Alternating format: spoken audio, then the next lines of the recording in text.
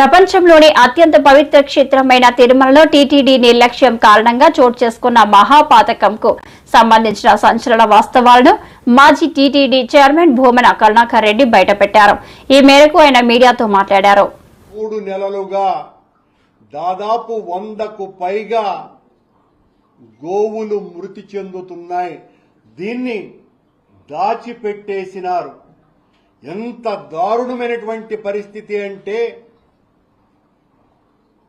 గోవును తాకితేనే, గో ప్రదక్షిణ చేస్తేనే సకల తీర్థాలలో స్నానమాచరించినట్టుగా, సకల తీర్థాల దర్శనమైనట్లుగా భావించేటువంటి ఈ పవిత్ర భారతావనిలో, అది కూడా అత్యంత పవిత్ర పుణ్యక్షేత్రమైన వెంకటేశ్వర స్వామి ఆలయ పరిరక్షణలో సాక్షాత్తు వెంకటేశ్వరునికే స్వయంభూగా శ్రీ మహావిష్ణువు ఈ తిరుమల క్షేత్రం మీద అడుగిడినప్పుడు, దాక్కుని పుట్టలో ఉన్నప్పుడు గో క్షీరదమే ఆయనకు ఆహారంగా మారిందే. ఆ గోవును పరిరక్షించటానికే, ఆయన కాపాడటానికి ఆ రోజున ఓ గొల్ల వ్యక్తి ఆ ఆవును కొట్టడానికి పోతే గొడ్డలితో దాన్ని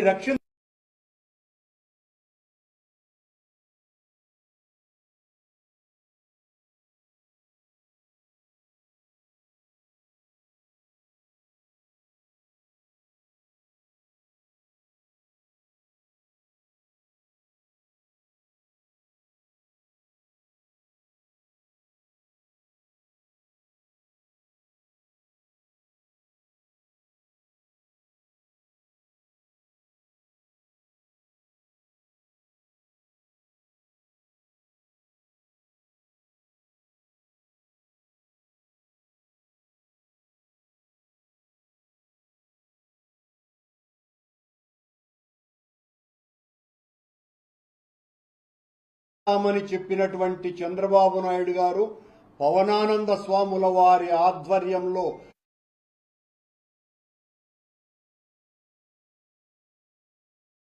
పవిత్ర పుణ్యక్షేత్రమైన వెంకటేశ్వర స్వామి ఆలయ పరిరక్షణలో సాక్షాత్తు వెంకటేశ్వరునికే స్వయంభూగా శ్రీ మహావిష్ణువు ఈ తిరుమల క్షేత్రం మీద అడుగిడినప్పుడు, దాక్కుని పుట్టలో ఉన్నప్పుడు గో క్షీరదమే ఆయనకు ఆహారంగా మారిందే.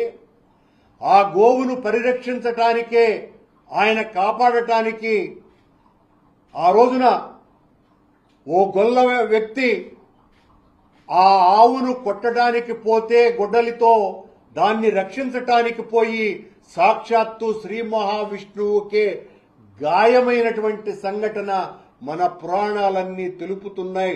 అది గోమాతకున్నటువంటి విశిష్టత.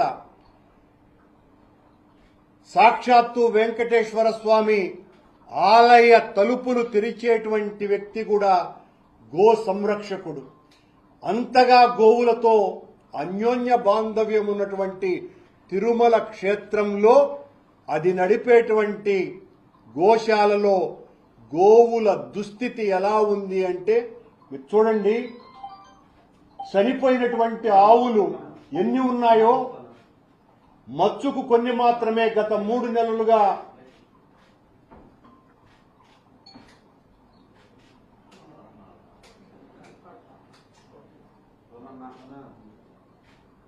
అత్యంత పవిత్రమైనటువంటి దేశవాళీ ఆవుల యొక్క పరిస్థితి ఇదంతా కూడా మన గోశాలలో జరిగినటువంటి దుస్థితి.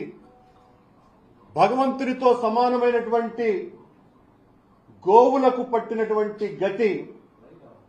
మచ్చుకు కొన్ని మాత్రమే. ఇవి మా పరిశోధనలో దొరికినటువంటివి మాత్రమే. ఇవి కాకుండా ఎన్నో ఆవులు మరణించినాయి. దిక్కుమొక్కు లేకుండా వాటిల్ని కనీసం పోస్ట్ మార్టం చేయకుండా ఎందుకు చచ్చిపోయినాయో అనేటువంటి విషయాలను కూడా మరుగున పరిచి, దాదాపు ఈ 3 నెలల్లో దాదాపు 100కు పైగా దేశవాళీ ఆవులు మరణించినాయి.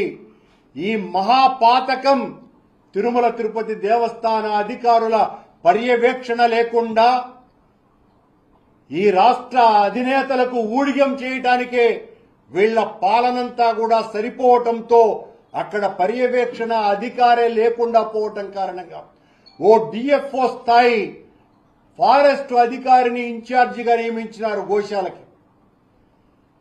ఆ గోశాలకు నియమించినటువంటి అధికారికి గోవుల పరిరక్షణకు ఏ రకమైనటువంటి సంబంధము లేదు.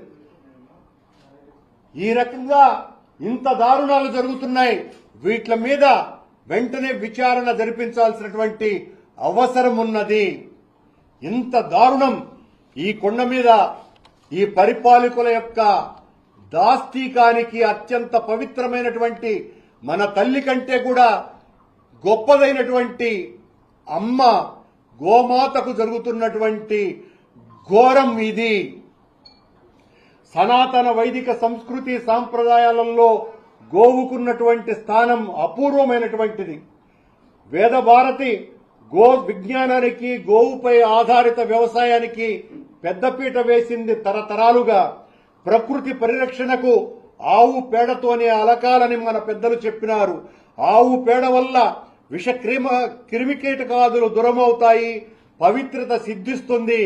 గోమూత్రం ఆరోగ్యప్రదాయకం. గృహాదులు నిర్మించుకున్న పండుగ